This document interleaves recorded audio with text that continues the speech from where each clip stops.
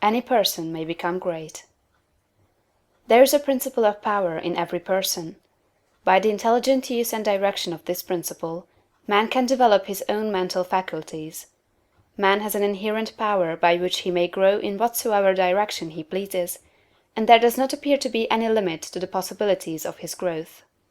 No man has yet become so great in any faculty but that it is possible for some one else to become greater. The possibility is in the original substance from which man is made. Genius is omniscience flowing into man. Genius is more than talent. Talent may merely be one faculty developed out of proportion to other faculties, but genius is the union of man and God in the acts of the soul. Great men are always greater than their deeds. They are in connection with a reserve of the power that is without limit. We do not know where the boundary of the mental powers of man is. We do not even know that there is a boundary. The power of conscious growth is not given to the lower animals. It is man's alone, and may be developed and increased by him. The lower animals can, to a great extent, be trained and developed by man. But man can train and develop himself. He alone has this power, and he has it to an apparently unlimited extent. The purpose of life for man is growth, just as the purpose of life for trees and plants is growth. Trees and plants grow automatically and along fixed lines. Man can grow as he will. Trees and plants can only develop certain possibilities and characteristics. Man can develop any power, which is or has been shown by any person, anywhere. Nothing that is possible in spirit is impossible in flesh and blood. Nothing that man can think is impossible in action. Nothing that man can imagine is impossible of realization. Man is formed for growth, and he is under the necessity of growing.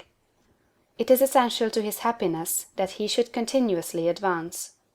Life without progress becomes unendurable, and the person who ceases from growth must either become imbecile or insane. The greater and more harmonious and well-rounded his growth, the happier man will be. There is no possibility in any man that is not in every man, but if they proceed naturally, not two men will grow into the same thing or be alike. Every man comes into the world with a predisposition to grow along certain lines, and growth is easier for him along those lines than in any other way. This is a wise provision, for it gives endless variety. It is as if a gardener should throw all his bulbs into one basket. To the superficial observer they would look alike, but growth reveals the tremendous difference. So of men and women, they are like a basket of bulbs. One may be a rose, and add brightness and color to some dark corner of the world. One may be a lily, and teach a lesson of love and purity to every eye that sees. One may be a climbing vine, and hide the rugged outlines of some dark rock. One may be a great oak among whose boughs the birds shall nest and sing, and beneath whose shade the flocks shall rest at noon, but every one will be something worthwhile, something rare, something perfect. There are undreamed of possibilities in the common lives all around us in a large sense. There are no common people. In times of national stress and peril, the cracker-box loafer of the corner store and the village drunkard become heroes and statesmen through the quickening of principle of power within them. There is a genius in every man and woman, waiting to be brought forth. Every village has its great man or woman, someone to whom all go for advice in time of trouble, someone who is instinctively recognized as being great in wisdom and insight. To such a one, the minds of the whole community turn in times of local crisis. He is tacitly recognized as being great. He does small things in a great way. He could do great things as well, if he did but undertake them. So can any man. So can you. The principle of power gives us just what we ask of it. If we only undertake little things, it only gives us power for little things. But if we try to do great things in a great way, it gives us all the power there is. But beware of undertaking great things in a small way. Of that we shall speak farther on.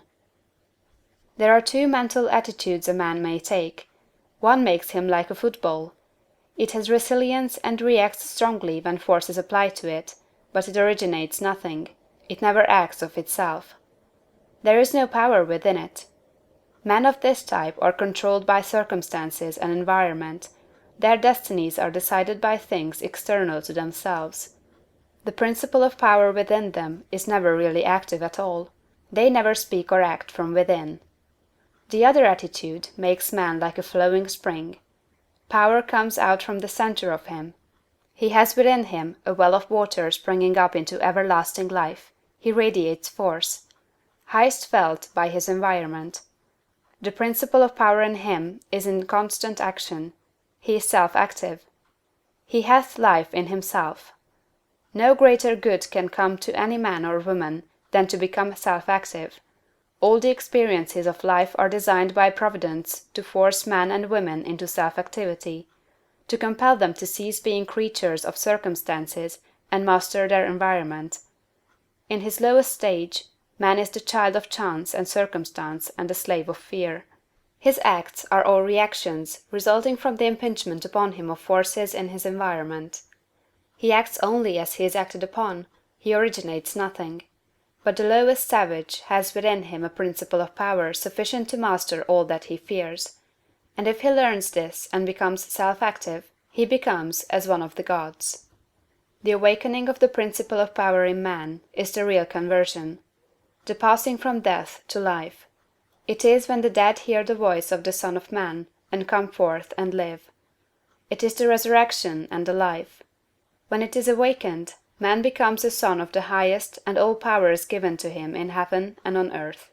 Nothing was ever in any man that is not in you. No man ever made more spiritual or mental power than you can attain, or did greater things than you can accomplish. You can become what you want to be.